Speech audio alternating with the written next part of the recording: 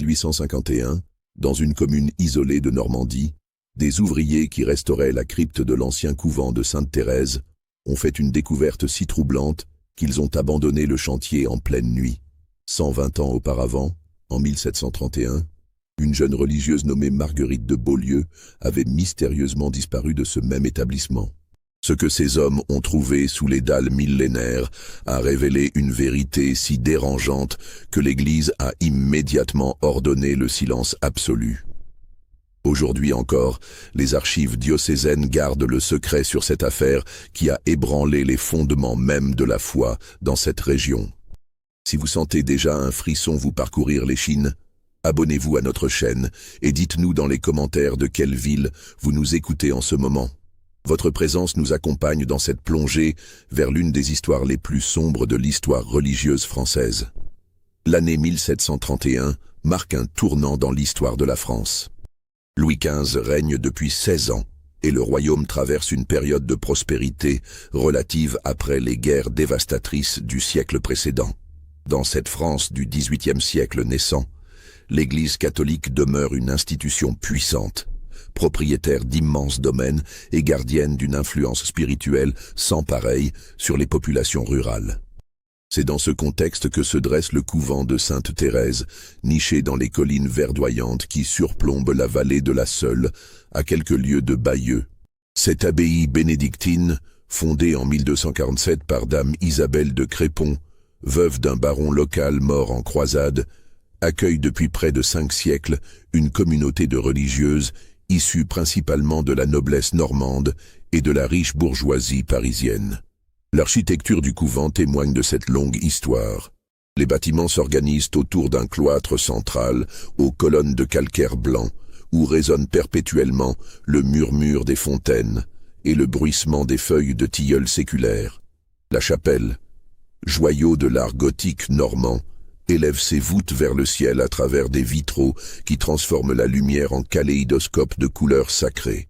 Mais c'est la crypte, vestige de l'édifice roman primitif, qui constitue le cœur spirituel de l'établissement. Cette crypte, taillée dans le roc calcaire, abrite les tombeaux des fondatrices et des bienfaitrices du couvent. L'air y est perpétuellement frais, chargé de l'odeur âcre de la pierre humide et des cierges qui brûlent jour et nuit devant les sépultures. Les religieuses s'y rendent quotidiennement pour leur dévotion personnelle, dans un silence que ne trouble que l'écho de leurs pas sur les dalles usées par 5 siècles de prières. En cette fin d'année 1731, 42 religieuses vivent entre ces murs sous l'autorité de mère Agnès de Montclerc, une femme de 58 ans qui dirige la communauté depuis 15 années. Femme de caractère, issue d'une famille de parlementaires rouennais, elle a su maintenir la discipline tout en préservant la réputation d'excellence spirituelle et intellectuelle de son établissement. Les journées au couvent s'écoulent selon un rythme immuable, scandé par les 7 offices quotidiens. Matine à 4 heures du matin, laude au lever du soleil. Prime, tierce, sexte, nonne, vêpres au coucher du soleil et complis avant le repos nocturne. Entre ces temps de prière commune, les religieuses se consacrent aux travaux manuels, à l'étude des Écritures, à la copie de manuscrits et à l'éducation des jeunes pensionnaires dont les familles payent grassement l'instruction. Cette vie régulière, cette apparente sérénité, cette dévotion exemplaire, tout cela allait basculer en quelques heures par une nuit glaciale de décembre 1731. Quand les secrets les plus noirs de cette institution sainte allaient enfin remonter à la surface. L'hiver 1731 fut d'une rigueur exceptionnelle. Dès le mois de novembre, des gelées précoces avaient saisi la Normandie, figeant les rivières et recouvrant les prairies d'un linceul de givre qui ne fondait plus même aux heures les plus chaudes du jour. Dans le couvent de Sainte-Thérèse, les religieuses avaient organisé leur vie autour de cette bataille constante contre le froid. Les braséros rougeoyaient dans les couloirs, les épaisses tentures de laine protégèrent les fenêtres, et chaque sœur gardait précieusement sous son habit une bouillotte de grès remplie d'eau chaude. C'est dans cette atmosphère de froid mordant que vivait sœur Marguerite de Beaulieu, une jeune femme de 23 ans qui avait prononcé ses vœux définitifs 3 ans auparavant. Marguerite incarnait tout ce que l'aristocratie française pouvait produire de plus raffiné. Une beauté délicate aux traits fins, une intelligence vive nourrie par la meilleure éducation, une connaissance remarquable du latin, du grec et des textes sacrés. Mais derrière cette perfection apparente se cachait un esprit indépendant, curieux, parfois rebelle, qui n'acceptait pas aveuglément les vérités établies. Les circonstances de son entrée au couvent demeuraient mystérieuses. Fille cadette du comte Armand de Beaulieu, seigneur de Courville-sur-Eure, elle avait été envoyée chez les bénédictines après ce que sa famille appelait pudiquement un incident regrettable. Personne ne connaissait la nature exacte de cet incident, mais les ragots de salon parlaient d'une liaison interdite, peut-être même d'un enfant illégitime, dont on avait fait disparaître toute trace. Marguerite avait accepté sa condition avec une résignation qui cachait mal une profonde amertume.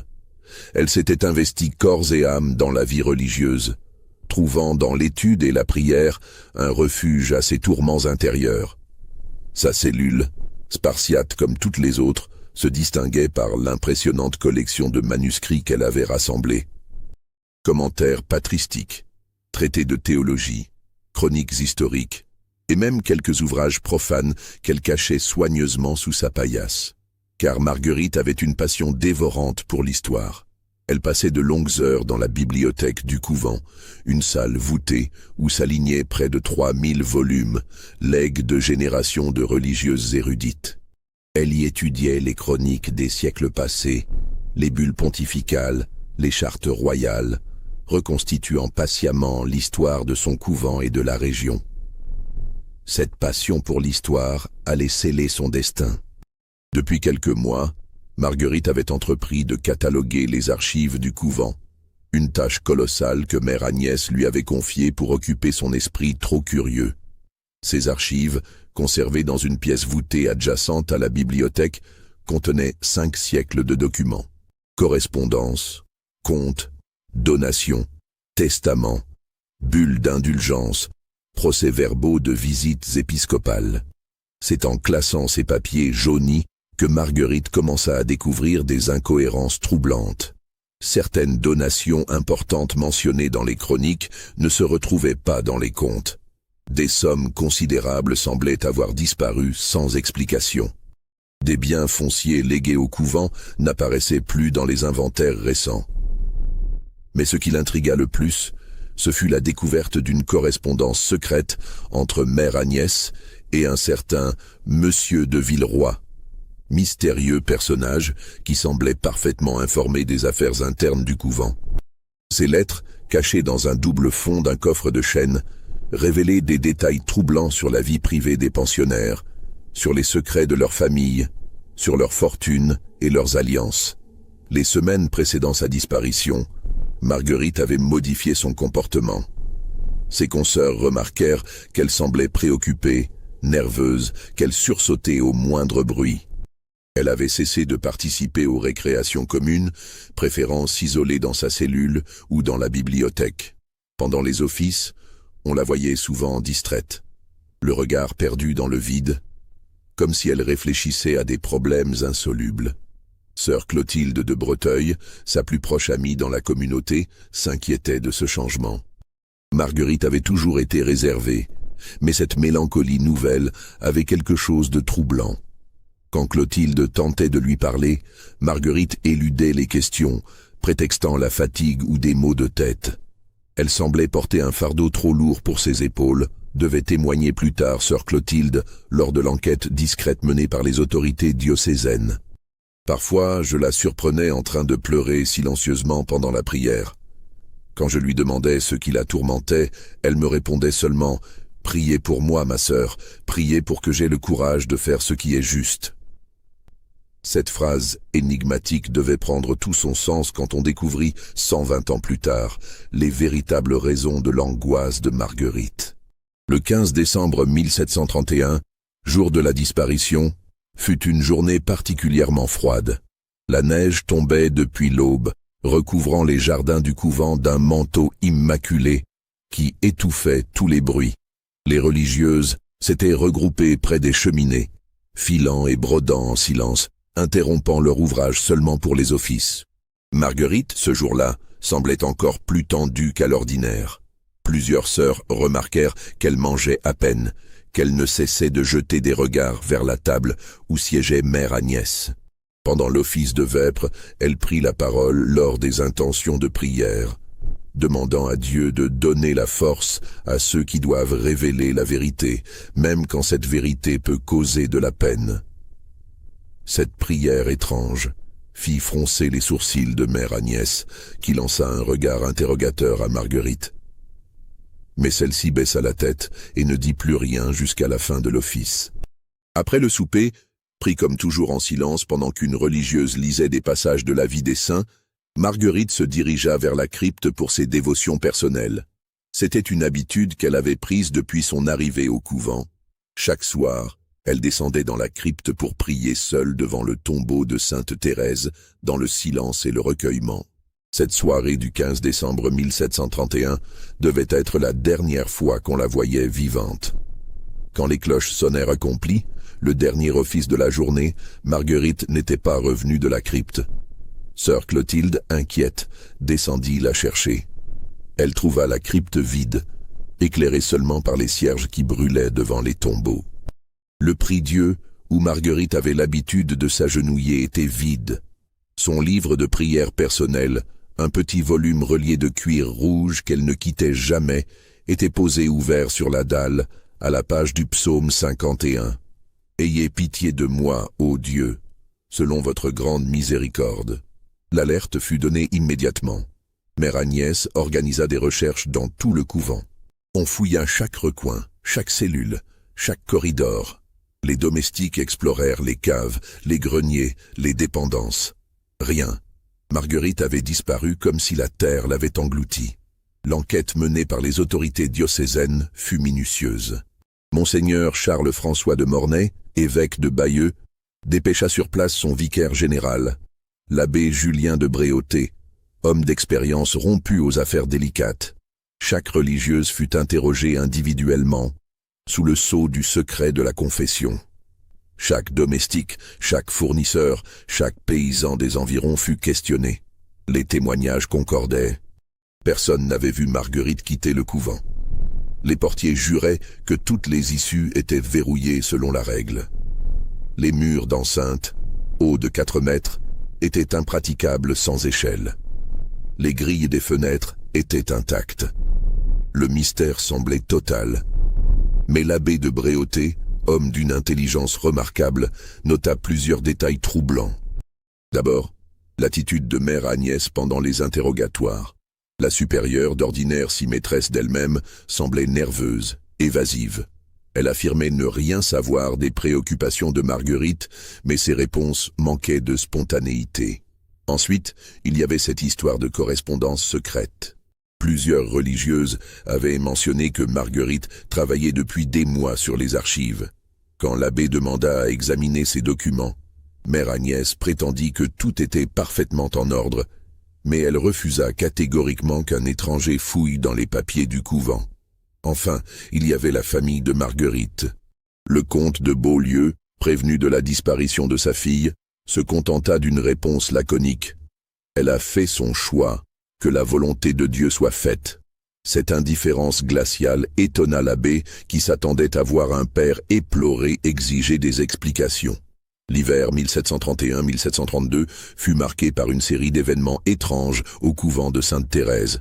Les religieuses rapportèrent des bruits inexpliqués pendant la nuit, des gémissements sourds qui semblaient monter des profondeurs de la terre, des pas dans les couloirs alors que toutes les sœurs étaient dans leurs cellules, des portes qui se fermaient sans raison apparente. Mère Agnès attribua ces phénomènes à l'émotion causée par la disparition de Marguerite. Elle multiplia les prières, les jeûnes, les exercices spirituels pour apaiser les esprits troublés. Mais les incidents se multiplièrent. Un matin, on découvrit que la bibliothèque avait été mise sens dessus-dessous. Des livres étaient éparpillés sur le sol, des manuscrits déchirés, des encriers renversés. Mère Agnès accusa les novices d'avoir mal fermé la porte, permettant aux rats de causer ces dégâts. Mais plusieurs sœurs affirmèrent avoir entendu des voix dans la bibliothèque au milieu de la nuit.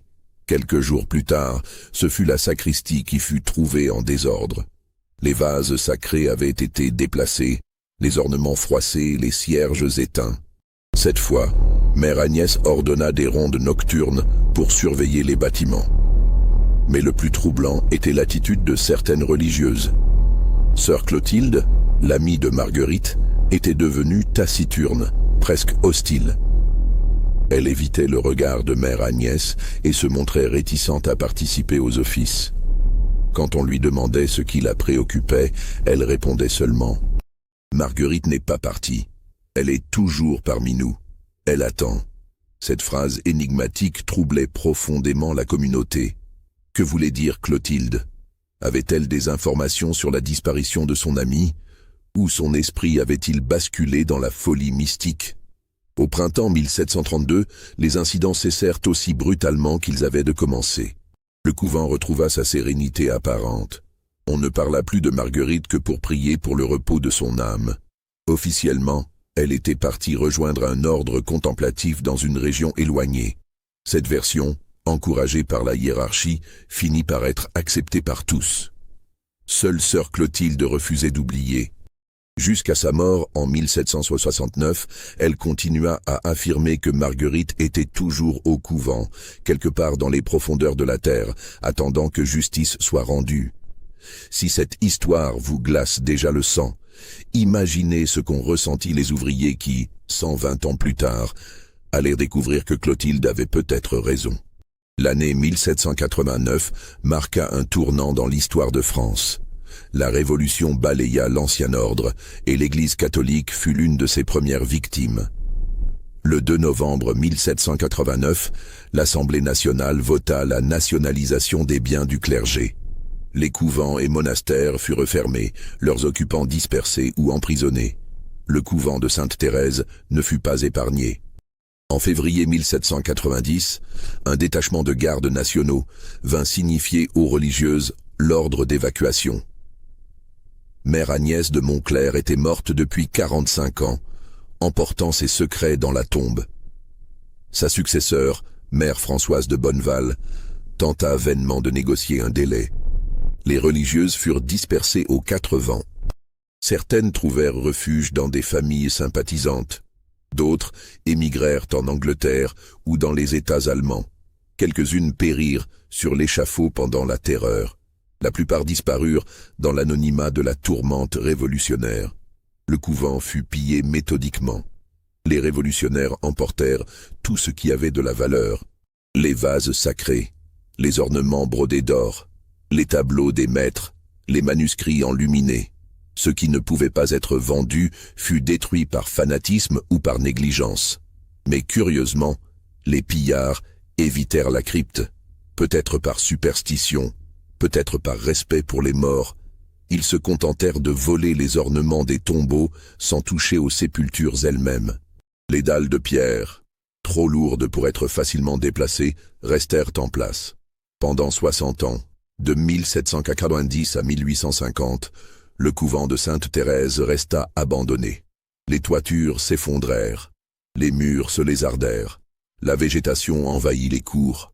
Seule la crypte, protégée par ses voûtes massives et sa position souterraine, résista relativement bien aux outrages du temps. Les paysans de la région évitaient de s'approcher des ruines. Ils racontaient que des lumières étranges dansaient parfois entre les pierres écroulées, que des chants grégoriens s'élevaient des décombres les nuits de pleine lune. Ces superstitions, colportées de génération en génération, maintenaient vivace le souvenir des mystères qui avaient hanté ce lieu. En 1851, sous le Second Empire, l'Église catholique française connut un renouveau spectaculaire. Napoléon III, soucieux de se concilier les bonnes grâces du clergé, encouragea la restauration des monuments religieux. L'évêque de Bayeux, Monseigneur Flavien Hugonin, homme d'action et de culture, décida de restaurer l'ancien couvent de Sainte-Thérèse pour en faire un pensionnat pour jeunes filles de la bourgeoisie. Le projet était ambitieux. Il s'agissait de reconstruire entièrement les bâtiments conventuels, de restaurer la chapelle, de réaménager les jardins. Pour mener à bien cette entreprise, l'évêque fit appel à Eugène Viollet-le-Duc, l'architecte le plus réputé de l'époque en matière de restauration des monuments gothiques. Viollet-le-Duc, passionné par l'archéologie médiévale, accepta le projet avec enthousiasme. Il voyait dans ce couvent normand un exemple remarquable de l'art gothique français, digne d'être sauvé de la ruine. Les travaux commencèrent au printemps 1851, dirigés par l'entrepreneur Auguste Dubois, un homme d'expérience qui avait déjà participé à la restauration de plusieurs monuments historiques. Les ouvriers qui se mirent au travail étaient pour la plupart des artisans locaux, maçons, charpentiers, couvreurs, verriers. Ils connaissaient les légendes qui entouraient le couvent abandonné, mais leur pragmatisme normand les rendait peu sensibles aux superstitions. Ils avaient un travail à faire et ils le feraient consciencieusement. Les premiers mois se déroulèrent sans incident notable. On déblaya les décombres, on consolida les murs, on refait les toitures. La chapelle, miraculeusement préservée, retrouva peu à peu sa splendeur d'antan. Les jardins furent redessinés selon les plans de l'époque classique. Mais quand vint le moment de s'attaquer à la crypte, les choses se compliquèrent. C'est en juin 1851 que les ouvriers pénétrèrent dans la crypte pour la première fois depuis 60 ans. L'endroit était dans un état de conservation remarquable. Les voûtes romanes, taillées dans le calcaire dur, avaient résisté au temps. Les tombeaux des fondatrices, bien qu'un peu endommagés par les pillards révolutionnaires, étaient encore en place. Mais ce qui frappa immédiatement les ouvriers, ce fut l'atmosphère particulière de ce lieu. L'air était lourd, oppressant, chargé d'une humidité glacée qui semblait pénétrer jusqu'aux os. Les flammes des torches vacillaient étrangement, comme si des courants d'air invisibles les agitaient. Et puis, il y avait ce silence, un silence si dense qu'il semblait presque tangible. Jean-Baptiste Leclerc, le contremaître chargé de superviser les travaux dans la crypte, était un homme solide, peu impressionnable. Fils et petit-fils de maçon, il avait l'habitude des chantiers difficiles. Mais dès qu'il pénétra dans la crypte, il ressentit un malaise inexplicable. C'était comme si quelqu'un nous observait. Devait-il confier plus tard à sa femme? J'avais sans cesse l'impression qu'une présence invisible rôdait autour de nous. Les travaux dans la crypte consistaient principalement à nettoyer les dalles, à consolider les voûtes et à installer un système de drainage pour évacuer l'humidité. C'était un travail minutieux qui exigeait de déplacer certaines pierres tombales pour accéder aux fondations. C'est en soulevant une dalle particulièrement massive, située juste devant l'autel de Sainte-Thérèse, que les ouvriers firent leur première découverte troublante. Sous la pierre, ils trouvèrent une cavité qu'aucun plan ne mentionnait. Cette cache, taillée dans le roc, contenait plusieurs objets étranges. Des fragments de parchemin noircis, des débris de tissus, et surtout, chose inexplicable, des traces de griffures sur les parois de pierre. Ces griffures étaient profondes, comme si quelqu'un avait gratté la pierre avec une force désespérée. Elles formaient des motifs chaotiques, presque frénétiques, qui évoquaient une souffrance indicible. Au centre de la cavité, les ouvriers découvrirent également des taches brunes qui ressemblaient à du sang séché. Leclerc, troublé par cette découverte, fit appel à son patron, Auguste Dubois. Celui-ci examina attentivement la cavité et les objets qu'elle contenait. En homme d'expérience, il comprit immédiatement qu'il se trouvait face à quelque chose d'exceptionnel, peut-être même de dangereux. « Nous n'allons pas plus loin sans en référer à Monseigneur », déclara Dubois. « Cette découverte dépasse notre compétence. » Mais les ouvriers, piqués par la curiosité, continuèrent leurs investigations. En explorant plus minutieusement la cavité, ils découvrirent qu'elle communiquait avec un réseau de galeries souterraines, creusées dans le calcaire. Ces galeries, probablement très anciennes, serpentaient sous les fondations du couvent. C'est en explorant la plus large de ces galeries que Jean-Baptiste Leclerc fit la découverte qui allait changer le cours de l'histoire. Au fond de la galerie principale, dans une alcôve naturelle formée par l'érosion du calcaire, Leclerc découvrit ce qui restait d'un être humain. Les ossements, parfaitement conservés grâce à la sécheresse du lieu, étaient disposés dans une position qui glaça le sang du contremaître. Le squelette était recroquevillé contre la paroi rocheuse, les mains crispées vers le plafond, comme si la personne avait lutté jusqu'au bout contre une mort atroce. Mais ce qui terrorisa vraiment le clerc, ce fut la découverte, près des ossements, d'un petit carnet relié de cuir rouge. Ce carnet, miraculeusement préservé par l'atmosphère sèche de la galerie, contenait des dizaines de pages d'écriture manuscrite, rédigées dans une langue que le clerc ne savait pas lire mais qu'il identifia comme du latin. Tremblant d'émotion, il remonta à la surface et fit immédiatement appel à Auguste Dubois. Celui-ci, comprenant la gravité de la situation, envoya aussitôt un message à l'évêché de Bayeux. Dans les heures qui suivirent, monseigneur Hugonin en personne se rendit sur le chantier, accompagné de son secrétaire, l'abbé Prosper Guéranger, homme d'une érudition remarquable. L'examen du carnet par l'abbé Guéranger révéla une vérité si troublante qu'elle remit en question tout ce que l'on croyait savoir sur la disparition de sœur Marguerite de Beaulieu. Le carnet était un journal intime, rédigé en latin par Marguerite elle-même. Les premières pages, datées de l'automne 1731, décrivaient ses recherches dans les archives du couvent. Marguerite y détaillait ses découvertes sur les détournements de fonds, sur la correspondance secrète de Mère Agnès, sur les informations vendues aux espions du roi.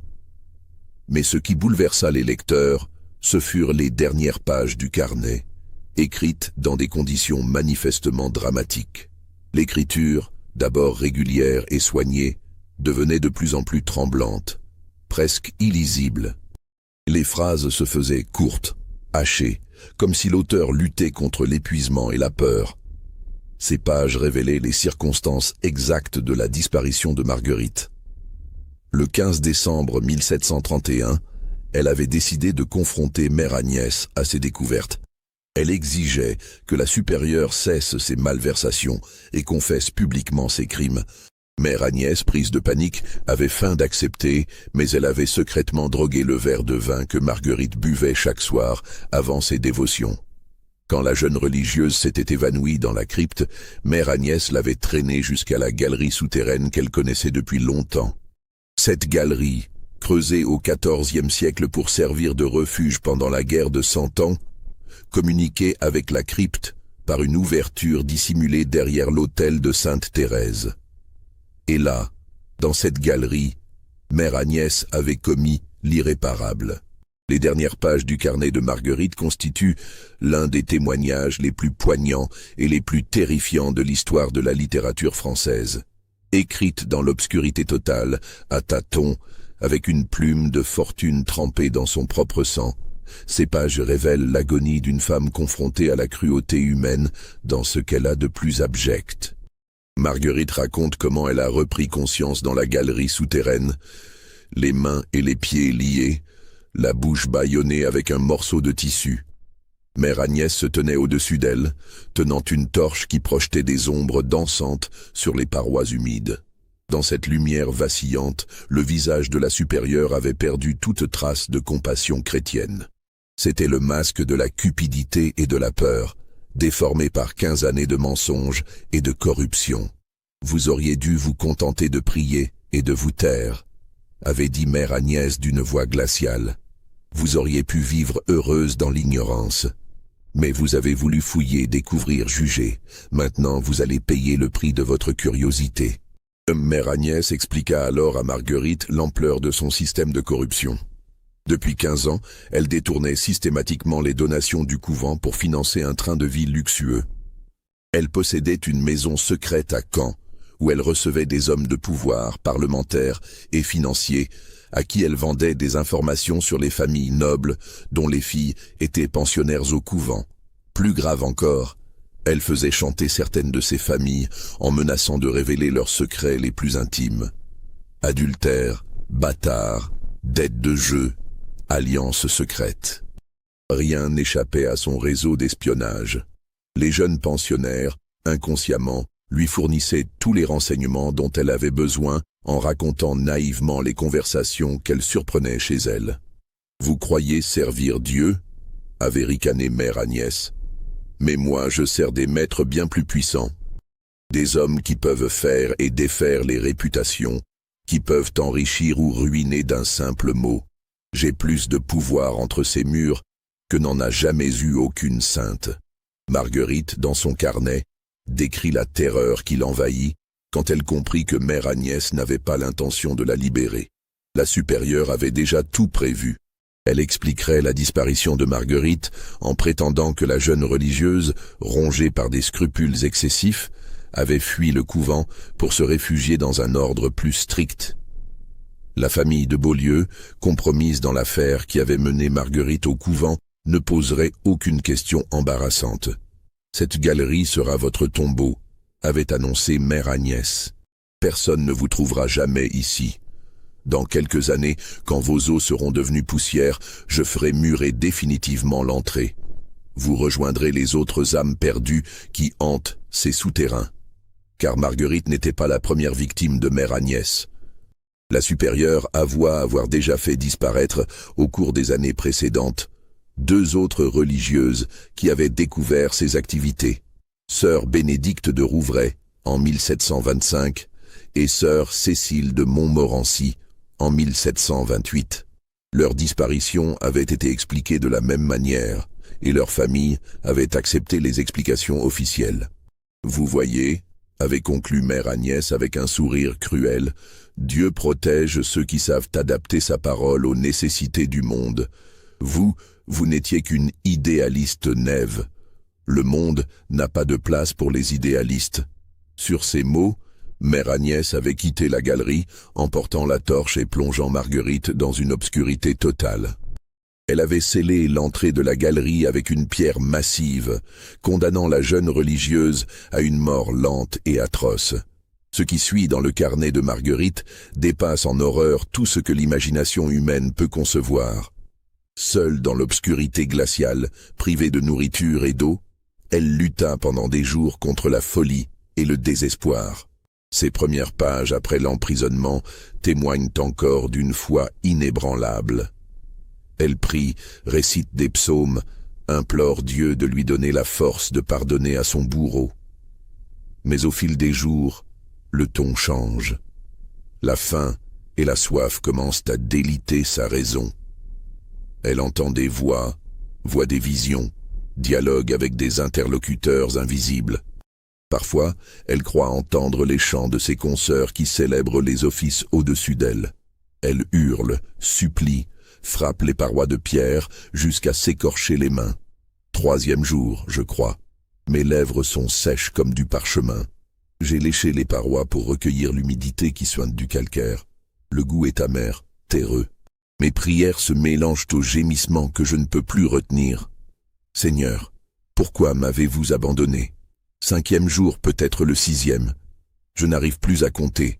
Les crampes me tordent le ventre. J'ai mangé un morceau de cuir arraché à ma chaussure. La faim est une bête sauvage qui me dévore de l'intérieur. Je comprends maintenant pourquoi les martyrs suppliaient leurs bourreaux d'abréger leurs souffrances. Je ne sais plus quel jour nous sommes. Le temps n'existe plus dans cette obscurité.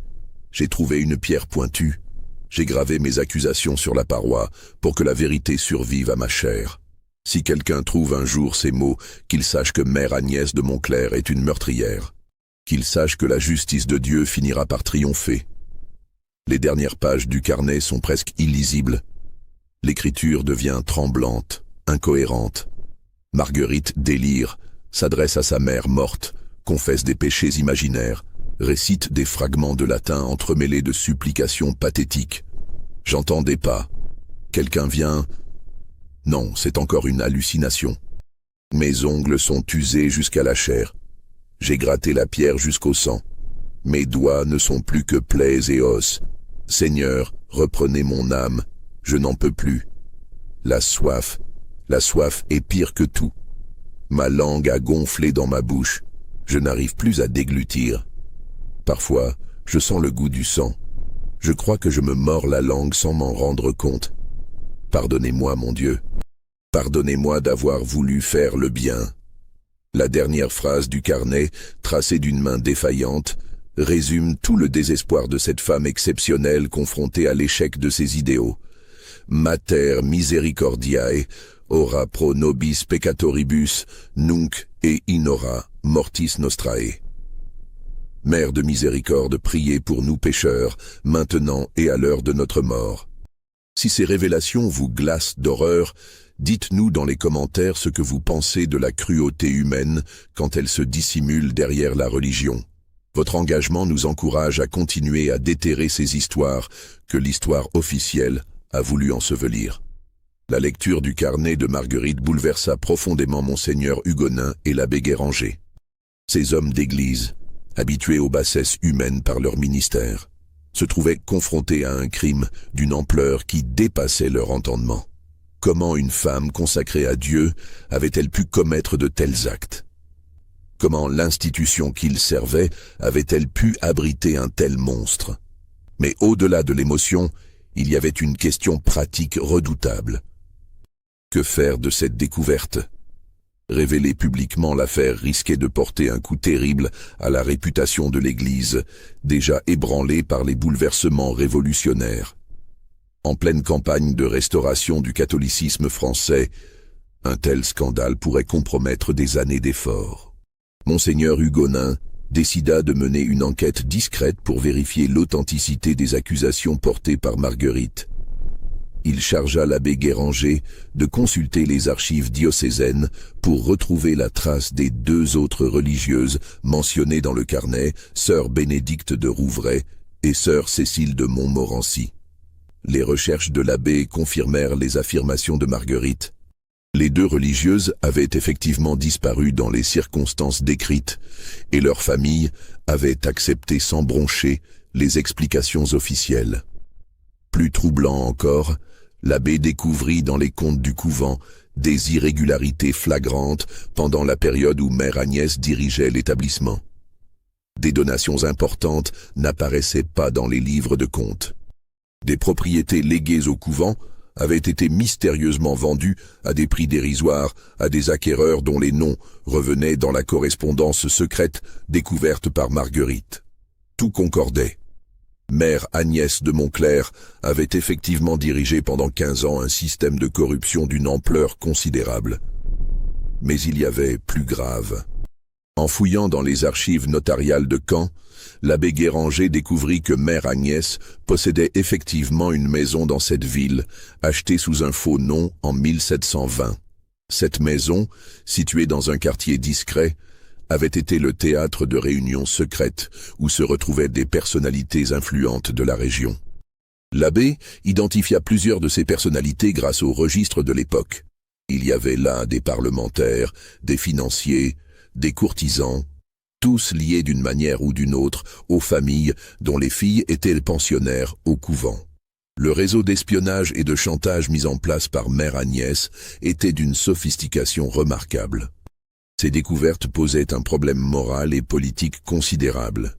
Révéler l'affaire signifiait compromettre des familles entières, dont certaines occupaient encore des positions importantes sous le Second Empire. Les répercussions politiques pouvaient être considérables. Après 3 mois d'enquête secrète, Monseigneur Hugonin prit une décision qui allait sceller le destin de cette affaire pour plus d'un siècle. Le 15 septembre 1851, il convoqua dans son bureau tous ceux qui avaient eu connaissance de la découverte. Auguste Dubois, Jean-Baptiste Leclerc, l'abbé Guéranger et Viollet-le-Duc. « Messieurs, déclara l'évêque d'une voix grave, nous nous trouvons face à un dilemme terrible. La vérité que nous avons découverte est accablante, mais la révéler publiquement causerait plus de mal que de bien. L'Église traverse une période difficile. Elle a besoin de confiance, pas de scandale. » L'évêque expliqua sa décision. Le carnet de Marguerite et les ossements découverts dans la galerie seraient déposés dans les archives secrètes du Vatican, sous le sceau du plus grand secret. L'entrée de la galerie serait murée définitivement. Les travaux de restauration se poursuivraient, comme si rien ne s'était passé. « Nous ne pouvons pas ressusciter les morts, » poursuivit Monseigneur Hugonin, « mais nous pouvons éviter que leur souffrance cause d'autres souffrances. Mère Agnès de Montclerc est morte depuis longtemps. La justice de Dieu s'est déjà exercée sur elle. À nous de protéger les vivants. » Cette décision ne se fit pas sans débat. L'abbé Guéranger, homme d'une droiture exemplaire, plaida pour que la vérité soit révélée, ne serait-ce que pour réhabiliter la mémoire de Marguerite. Viollet-le-Duc, en tant que laïc, se sentait moins tenu par les considérations diplomatiques de l'Église. Mais monseigneur Hugonin tint bon. Il fit signer à tous les témoins un engagement solennel de garder le secret sur leur découverte. Cet engagement était assorti de menaces temporelles et spirituelles qui dissuadèrent toute velléité de révélation. Auguste Dubois reçut une somme considérable pour prix de son silence et de celui de ses ouvriers. Jean-Baptiste Leclerc fut muté sur un chantier dans une région éloignée, avec une augmentation de salaire qui compensa largement ce déracinement. Viollet-le-Duc, bien que réticent, accepta de se taire en échange de commandes prestigieuses pour d'autres restaurations. Seul l'abbé Guéranger garda une trace écrite de l'affaire. Dans un dossier secret conservé dans ses archives personnelles, il consigna tous les détails de l'enquête, tous les documents découverts, toutes les preuves de la culpabilité de Mère Agnès. Ce dossier, selon ses instructions, ne devait être ouvert qu'un siècle après sa mort. Les travaux de restauration du couvent reprirent comme si rien ne s'était passé. L'entrée de la galerie souterraine fut murée avec un soin méticuleux, et l'autel de Sainte-Thérèse fut reconstruit par-dessus. Aucune trace visible ne subsistait de la découverte macabre. Les ouvriers qui avaient participé aux fouilles furent dispersés sur d'autres chantiers. Ceux qui tentèrent de parler se heurtèrent à l'incrédulité générale. Qui aurait cru de simples maçons accusant l'Église de cacher un crime vieux de plus d'un siècle? Seul Jean-Baptiste Leclerc garda une trace tangible de l'affaire. Avant de quitter le chantier, il avait secrètement prélevé un fragment du carnet de Marguerite, une page où la jeune religieuse décrivait les tortures qu'elle endurait. Cette page, il la conserva précieusement jusqu'à sa mort, la transmettant à son fils avec l'instruction de ne jamais l'oublier. Le couvent restauré ouvrit ses portes en 1853. Transformé en pensionnat pour jeunes filles de la bourgeoisie, il accueillit pendant près de 50 ans les filles des meilleures familles de Normandie. Ironie du sort, c'est exactement le type d'établissement que Mère Agnès de Montclerc avait rêvé de diriger. Un lieu où l'argent et l'influence comptaient plus que la spiritualité. Les pensionnaires et leurs professeurs ne soupçonnaient rien du drame qui s'était joué un siècle plus tôt sous leurs pieds. Parfois, cependant, certaines jeunes filles prétendaient entendre des bruits étranges dans la chapelle, des gémissements sourds qui semblaient monter des profondeurs de la terre. Mais ces témoignages étaient attribués à l'imagination fertile des adolescentes. En 1905, la loi de séparation de l'Église et de l'État entraîna la fermeture du pensionnat. Le couvent fut vendu à un particulier qui le transforma en château de plaisance. Pendant les 2 guerres mondiales, il servit successivement d'hôpital militaire et de centre de réfugiés. Aujourd'hui, le couvent de Sainte-Thérèse est devenu un hôtel de luxe, fréquenté par une clientèle fortunée qui vient chercher le charme de l'authentique dans un cadre historique. Les clients ne se doutent pas qu'ils dorment au-dessus du tombeau de 3 femmes assassinées par celles qui auraient dû les protéger. L'affaire du couvent de Sainte-Thérèse illustre parfaitement les mécanismes par lesquels l'histoire officielle se construit en éliminant tout ce qui pourrait ternir l'image des institutions dominantes. Pendant plus d'1 siècle et demi, le crime de Mère Agnès de Montclerc est resté enfoui sous le poids du silence institutionnel. Mais les familles des victimes ont-elles vraiment ignoré la vérité ? L'attitude des Beaulieu lors de la disparition de leur fille suggère qu'ils en savaient plus qu'ils ne voulaient l'admettre. Peut-être avaient-ils été contactés par les complices de Mère Agnès, peut-être avaient-ils reçu des menaces, peut-être avaient-ils préféré le silence à un scandale qui aurait ruiné leur réputation. Cette hypothèse est renforcée par la découverte, dans les années 1920, d'un document troublant dans les archives du château de Courville-sur-Eure, ancien domaine de la famille de Beaulieu. Il s'agit d'une lettre datée de 1732, 1 an après la disparition de Marguerite, dans laquelle le comte Armand de Beaulieu écrit à son frère « L'affaire de notre pauvre Marguerite est définitivement close. Il faut nous résigner à ne jamais connaître la vérité sur son sort. Certains secrets sont trop dangereux pour être révélés. Cette lettre suggère que la famille de Beaulieu avait ses propres soupçons sur les circonstances de la disparition de Marguerite, mais qu'elle avait choisi de se taire pour des raisons qui nous échappent encore. Il en va de même pour les familles de Rouvray et de Montmorency, dont les filles avaient également disparu dans des circonstances mystérieuses. Leurs archives familiales, consultées discrètement au début du XXe siècle par des historiens indépendants, contiennent des allusions troublantes à des affaires délicates qui auraient nécessité la plus grande discrétion. Tout se passe comme si un réseau de silence s'était organisé autour des crimes de Mère Agnès de Montclerc, impliquant non seulement l'Église, mais aussi les familles des victimes. Cette omerta, maintenue pendant des générations, explique pourquoi l'affaire n'a jamais fait surface malgré les indices qui s'accumulaient. En 1951, 100 ans après la découverte des ossements de Marguerite, l'abbé Guéranger étant mort depuis longtemps, son dossier secret fut ouvert selon ses instructions. Le contenu de ce dossier, conservé dans les archives privées de sa famille, révéla enfin au grand jour l'ampleur du scandale étouffé par l'Église. Mais même cette révélation ne suscita qu'un intérêt limité. En pleine reconstruction après la Seconde Guerre mondiale, la France avait d'autres priorités que de ressasser les crimes d'un passé lointain. Les quelques historiens qui tentèrent de donner une publicité à l'affaire se heurtèrent à l'indifférence générale et aux pressions discrètes de l'establishment religieux. Il fallut attendre les années 1970 et la libéralisation des mœurs pour que l'histoire de sœur Marguerite de Beaulieu trouve enfin un écho dans l'opinion publique. Plusieurs livres d'histoire furent publiés, quelques documentaires télévisés réalisés, mais toujours avec la prudence de mise quand on évoque les zones d'ombre de l'histoire religieuse. Aujourd'hui encore, l'Église catholique n'a jamais reconnu officiellement les crimes commis au couvent de Sainte-Thérèse. Dans ses archives, Marguerite de Beaulieu est toujours mentionnée comme ayant quitté le couvent en 1731 pour des raisons personnelles. Mère Agnès de Montclerc figure toujours dans la liste des supérieures méritantes qui ont honoré l'ordre bénédictin. Cette persistance du déni officiel pose des questions dérangeantes sur la capacité des institutions à reconnaître leurs erreurs et à faire leur examen de conscience. Combien d'autres affaires similaires dorment-elles encore dans les archives secrètes? Combien d'autres victimes attendent-elles encore que justice leur soit rendue? L'histoire de Marguerite de Beaulieu n'est peut-être que la partie émergée d'un iceberg bien plus massif.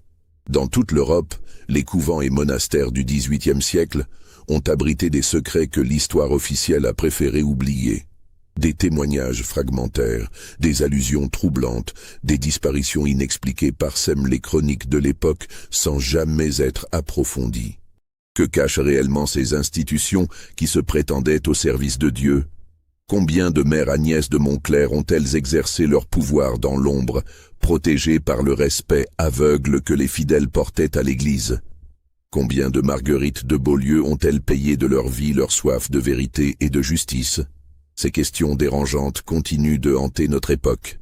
En 2019, quand l'incendie de Notre-Dame de Paris a révélé des squelettes murés dans les fondations de la cathédrale, beaucoup ont pensé à l'histoire de Sainte-Thérèse. Ces découvertes, rapidement occultées par les autorités, rappellent que l'histoire recèle encore de nombreux mystères que certains préféreraient voir rester enfouis à jamais. Pensez-vous que toute la vérité a été révélée dans cette histoire? Croyez-vous que Marguerite de Beaulieu et ses compagnes d'infortune ont enfin trouvé la paix qu'elles méritaient? Ou estimez-vous qu'il reste encore des secrets à découvrir dans les profondeurs de notre passé religieux? Dites-nous ce que vous en pensez dans les commentaires.